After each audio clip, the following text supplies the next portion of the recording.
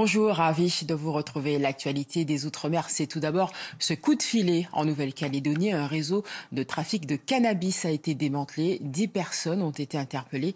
Les trafiquants commercialisaient leurs produits sur Facebook et ils en faisaient la promotion, ce qui n'a pas échappé aux gendarmes. Éric Dufour, Claude Lindor. La Qualité NC, c'était un compte Facebook qui proposait du cannabis à la vente et qui a compté jusqu'à plus de 3000 membres. Le groupe Facebook, créé le 19 janvier 2023, avait attiré l'attention de la cellule cybercriminalité un mois plus tard. Des moyens d'observation ont permis d'identifier l'administrateur du groupe et les titulaires des profils, localisés à Nouméa, Dabéa, Païta et Bourail. La cellule cybercriminalité, c'est un outil très efficace dans la recherche des preuves, dans l'identification des internautes, dans la conduite des perquisitions à leur domicile, souvent sans assentiment, avec l'accord du juge des libertés et de la détention sur demande du parquet. 2 des auteurs du trafic ont reconnu leur participation. Un homme de 33 ans et un autre de 19 ans ont été condamnés à des peines d'emprisonnement et à des amendes. Il y a quelques mois, la cellule cybercriminalité avait déjà permis d'interpeller des trafiquants qui revendaient du cannabis via les réseaux sociaux. On poursuit avec l'opération Pégase de déploiement des forces françaises dans la zone Indo-Pacifique. Parmi les militaires engagés, des Polynésiens de retour de manœuvre à Hawaï, terrain d'une partie de ces exercices centraliers. Jacques Damour était sur le tarmac de Faa. Les militaires du RIMAP Polynésie rentrent d'une mission de collaboration et d'entraînement avec les Marines, une première depuis bien longtemps pour le RIMAP Polynésie. Le but, c'était, comme on le fait avec tous le maximum de pays du Pacifique, de développer l'interopérabilité avec eux par le biais d'activités en commun. À Hawaï, la section du RIMAP a pu améliorer ses connaissances, étudier les méthodes de travail de leurs alliés, les capacités opérationnelles et parfaire les procédures mises en œuvre en cas d'engagement mutuel avec leurs partenaires US pour que l'interopérabilité soit parfaite. Cette mission de soutien et de transport a pu se faire grâce à la mission Pégase 2023 actuellement en cours. Autrement dit, la projection d'un dispositif aérien d'envergure en Asie du Sud-Est et à plus de 18 000 km de la métropole.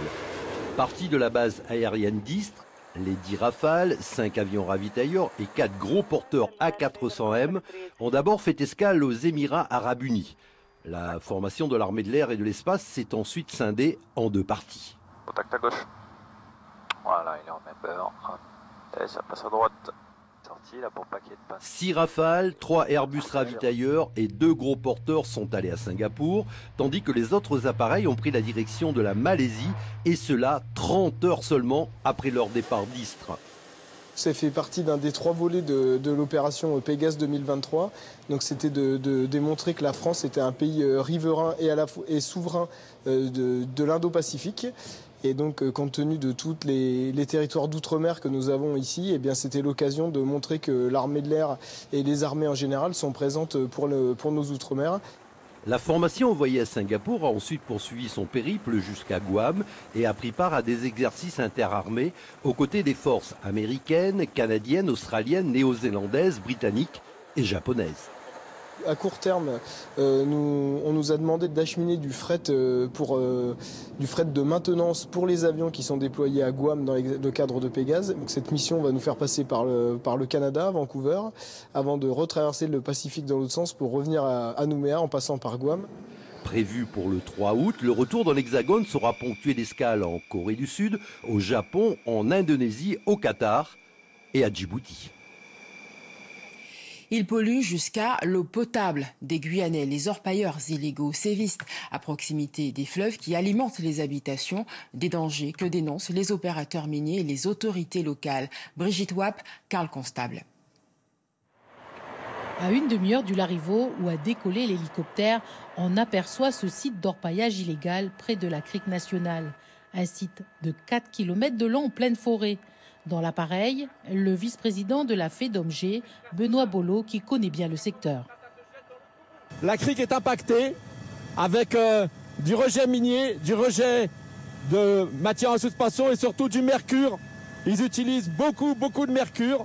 On estime à plus de 300 kg de mercure sur cette distance-là qui ont été jetés dans la rivière et qui, in fine, s'est jeté dans le Kourou. À peine 15 minutes plus loin, la crique Bago, qui se jette ensuite dans la Kanté. À cet endroit où les deux rivières se rejoignent, on peut voir la pollution à la couleur de l'eau. Cette crique se trouve à proximité des plantations de cacao. Françoise Frédoc, de la communauté des communes des Savanes, était également du voyage. Mais vraiment attristant, alarmant de voir effectivement cette couleur de l'eau, c'est cette eau qu'on boit, nos familles kouroussiennes, nos familles guyanaises, parce que c'est pas uniquement à Kourou, mais il y a du côté de la Comté. Il faut vraiment faire quelque chose. Il faut vraiment qu'on s'associe tous ensemble pour arrêter l'orpaillage clandestin. Pour la FEDOMG, la solution pour endiguer l'orpaillage illégal est de le remplacer par des légaux plus propres. La crique nationale est un exemple. Un opérateur légal a déposé une demande, toujours en attente. À ce jour, les opérateurs illégaux sont présents depuis plus de 3 ans maintenant. Ils ont dévasté 4 km de cours d'eau. Ils ont récupéré au moins 100 kilos d'or. Donc c'est 50 millions d'euros, 5 millions d'euros qui échappent à toute fiscalité. Des mineurs guyanais toujours en attente des décrets d'application du code minier qui leur permettraient de prendre le relais des clandestins et ainsi réhabiliter les sites dégradés. En Guadeloupe, l'îlet du Gosier attire de nombreux baigneurs, nageurs et plaisanciers qui s'y côtoient sans règles. Alors pour mettre un peu d'organisation dans tout cela et préserver l'îlet, une zone de mouillage va être créée. Une campagne scientifique est lancée à partir d'aujourd'hui. Bruno Pencio-Villon, Christian Danquin. L'îlet du Gosier fait face à la plage de la Dacha et les quelques 500 mètres qui les séparent sont très fréquentés. Cet îlet est en effet le seul de l'archipel à être accessible aussi facilement que rapidement, en louant un kayak ou encore à la nage. Mais dès demain, cela sera interdit afin d'étudier la faisabilité de poses de mouillage fixes pour les plaisanciers notamment. Il y avait des coraux qui étaient là qui sont devenus un peu... Ils sont tombés malades, on peut dire ça comme ça. Et parce qu'à cause des bateaux qui jetaient un peu l'ancre un peu partout, je pense que ça a dû nuire au fond marin. On ne sait pas si on va pouvoir travailler, trouver un plan B. Nous, notre base, elle est située à la Dacha, donc c'est sûr que si c'est entre ici et l'îlet du Gosier, ça va être très compliqué pour nous. Un espace de liberté qui devrait être réglementé dans les prochaines semaines. Une procédure qui n'a pas la faveur de tous.